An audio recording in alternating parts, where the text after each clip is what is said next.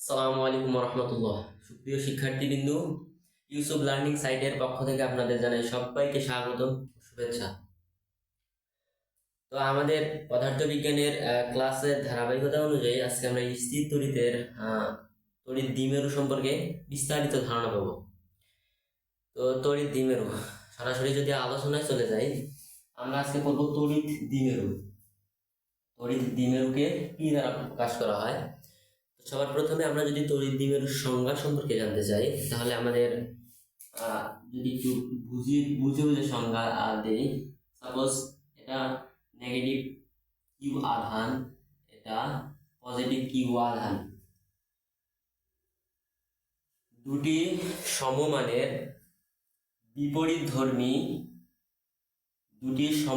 বিপরীতধর্মী আধান পরস্পর খুবই ক্ষুদ্র দূরত্ব নিয়ে যে তড়িৎ ক্ষেত্রটা তৈরি করে তাকে আমরা তড়িৎ দ্বিমেরু বলি। তড়িৎ দ্বিমেরুকে পি দ্বারা প্রকাশ করা হয়।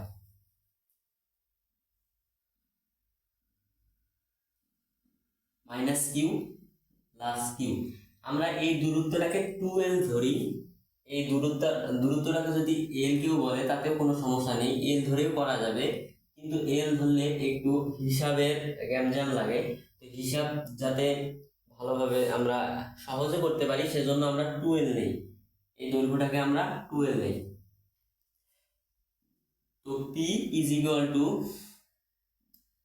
কিউ ইন্টু 2l, এটা হচ্ছে তড়িৎ দ্বিমেরুর সূত্র। এটার ভেক্টর ফরম্যাটটা হচ্ছে 12।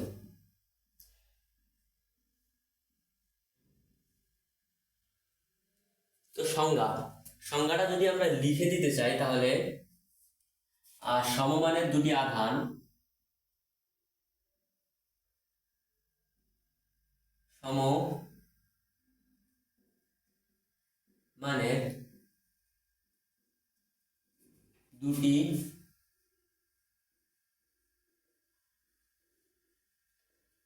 সমমানের দুটি আধান, সমমানের বিপরীতধর্মী দুটি আধান, আমরা যদি বিপরীতধর্মী দেই,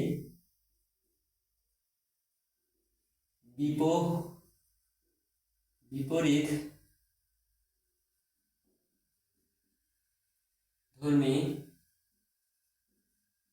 দুটি আধান খুবই ক্ষুদ্র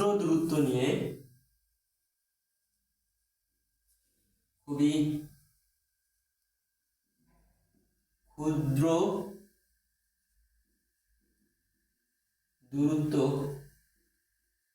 নিয়ে যে তড়িৎ ক্ষেত্র তৈরি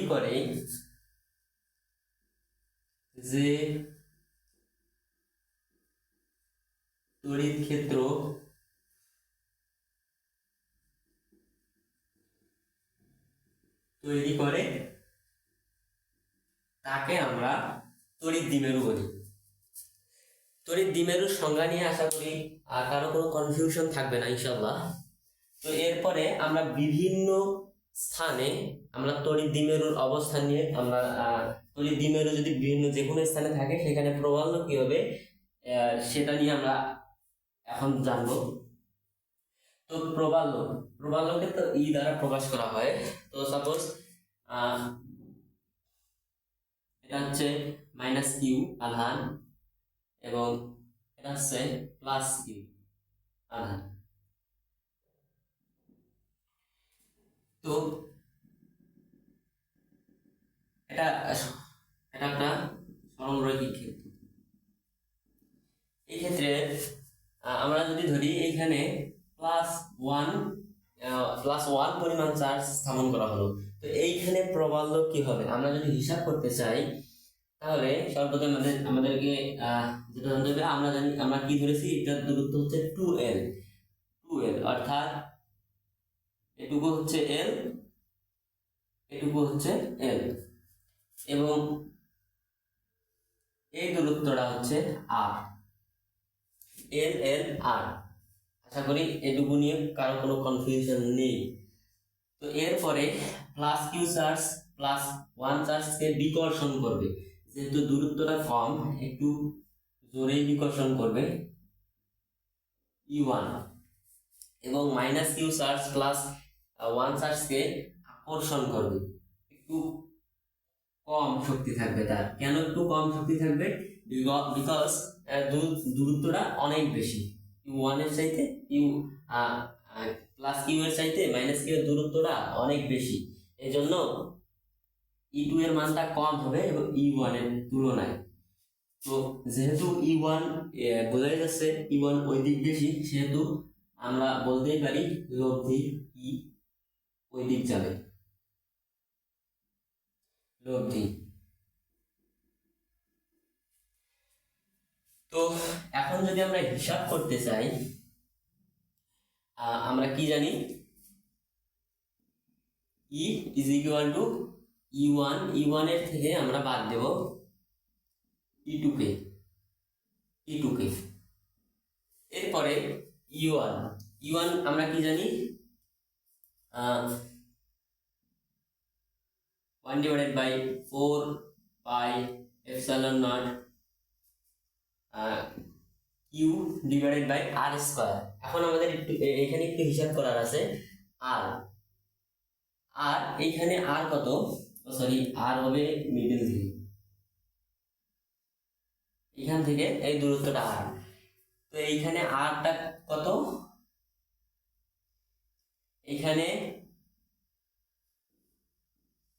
এইখান থেকে এই দূরত্বটা কত? এই দূরত্বটা হচ্ছে আর মাইনাস এল, অর্থাৎ আর এর থেকে এল পরিমাণ মাইনাস এই প্লাস ওয়ান এর, যেহেতু E1 তাহলে এখানে হবে আর মাইনাস এল স্কয়ার, এবং মাইনাস E2 কত? E2 এর ক্ষেত্রে আর কত? আর প্লাস এল, E2 এর ক্ষেত্রে এতটুকু আরো যোগ হবে। তো 1/4πε0 Q divided by R plus L square. আমরা 1/4πε0 কে কমন নিলে এটা থাকতেছে কিউ কে আমরা বাইরে নিয়ে আসলাম, কিউ যেহেতু সেম, আর সেহেতু 1/r minus L square minus 1/r plus L square.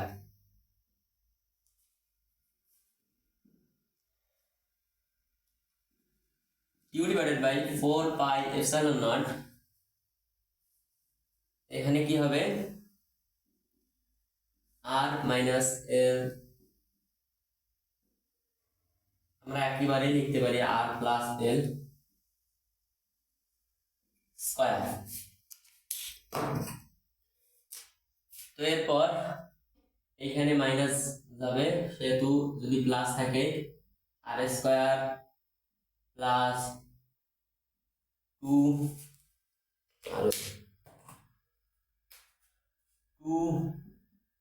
2RL plus L square.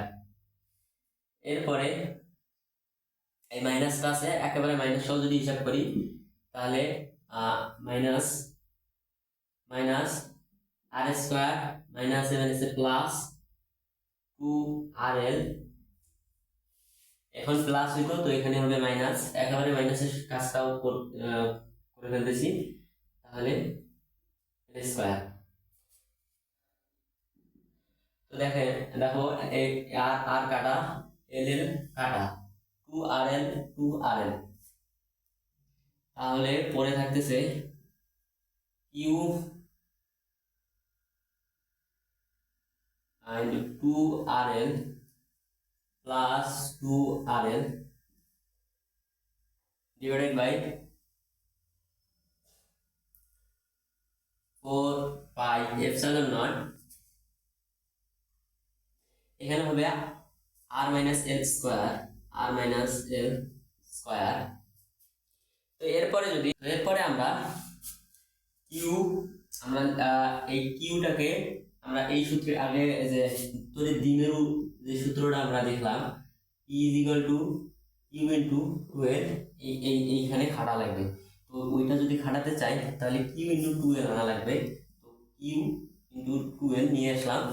তো যদি 2L থাকে তাহলে যেহেতু 2 আছে বাইরে 2 দেওয়া লাগবে, এবং আমরা যদি এটা না দিই দেখেন মিলে গেছে 4 pi epsilon naught R minus L square. তো কিউ ইন্টু 2L এটা ইন্টু আর, তো কিউ ইন্টু 2L এটার মান হচ্ছে পি, অর্থাৎ তড়িৎ দ্বিমেরু পি। তাহলে 2pr divided by 4 pi epsilon naught. এখানে একটা কথা আছে যে এল স্কয়ার,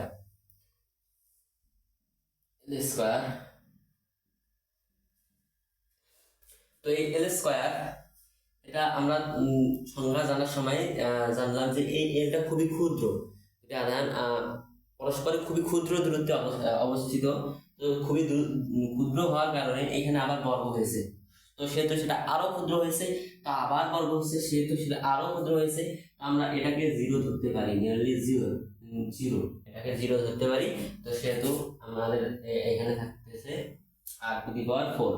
আর টু দি পাওয়ার 4 এখান থেকে আর একটা কাটা, তো 1 divided by 4 pi epsilon naught 2p divided by r cube,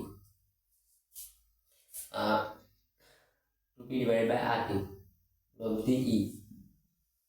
অর্থাৎ এটা হচ্ছে তড়িৎ দ্বিমেরুর অক্ষের উপর যে কোনো বিন্দুতে। আমরা এটা কি বার করলাম? অক্ষের উপর।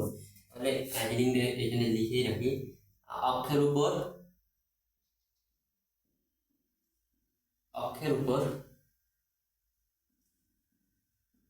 তড়িৎ দ্বিমেরু, অক্ষের উপর তড়িৎ। এরপর যদি তড়িৎ দ্বিমেরুর লম্ব রেখার উপর যে কোনো বিন্দুর প্রবাহ নির্ণয় করতে চাই, তাহলে সাপোজ এটা অক্ষ, আমরা লম্ব রেখায় এইখানে তড়িৎ দ্বিমেরু নির্ণয় করতে চাই। এটা সমান দূরত্বে, এই দূরত্ব সমান, সাপোজ এখানে মাইনাস কিউ চার্জ, এখানে প্লাস কিউ চার্জ,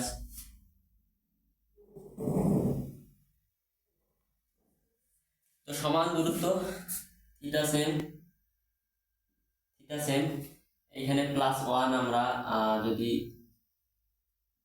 প্লাস 1 আমরা এখানে বসাই সাপোজ, তো এখানে প্লাস 1 বসাইলে এটা আকর্ষণ করবে, এই ইটা এই আকর্ষণ করবে, মাইনাস কিউ প্লাস 1 কে কি করবে? আকর্ষণ করবে। তো এই ই আমরা এইটাকে 2 ধরি, এটাকে যদি E1 ধরি, E1 প্লাস 1 এবং প্লাস কিউ চার্জ বিকর্ষণ করবে, পরস্পর বিকর্ষণ করবে। তো আমরা এটাকে E1 ধরলাম, এটাকে E2 ধরলাম। তো আমরা যদি আমরা এটাকে এটা যদি থিটা হয় তাহলে অবশ্যই এটাও থিটা। তো আমরা যদি উপাংশে ভাগ করি তাহলে E1 কে আমরা E1 এদিকে আমরা পাবো E1 cos থিটা, এরপরে এদিকে পাবো E1 sin থিটা।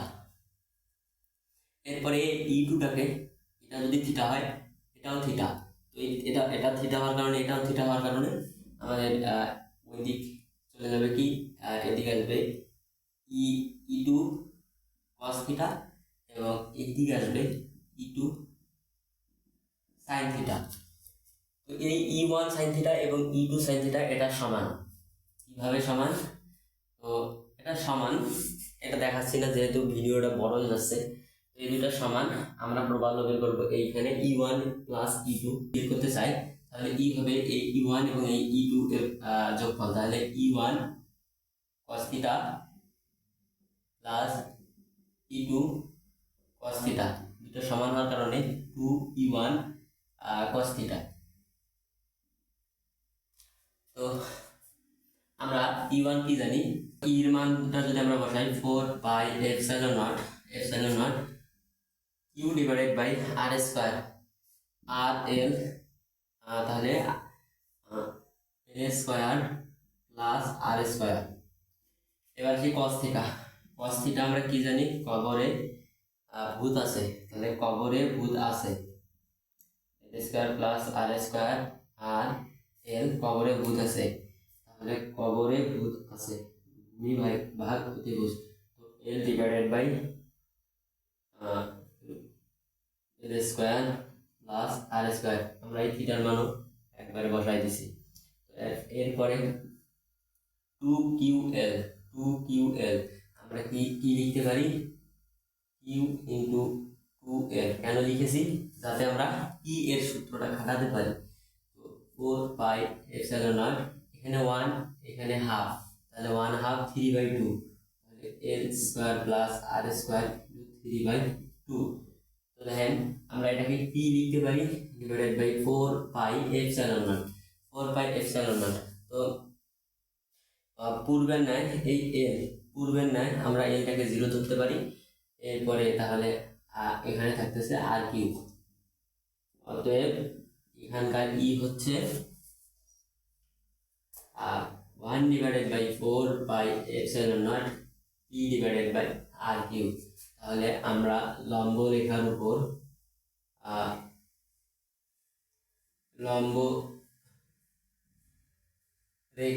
উপর যদি লিখি is equal to 1 divided by 4 pi epsilon naught p divided by r cube।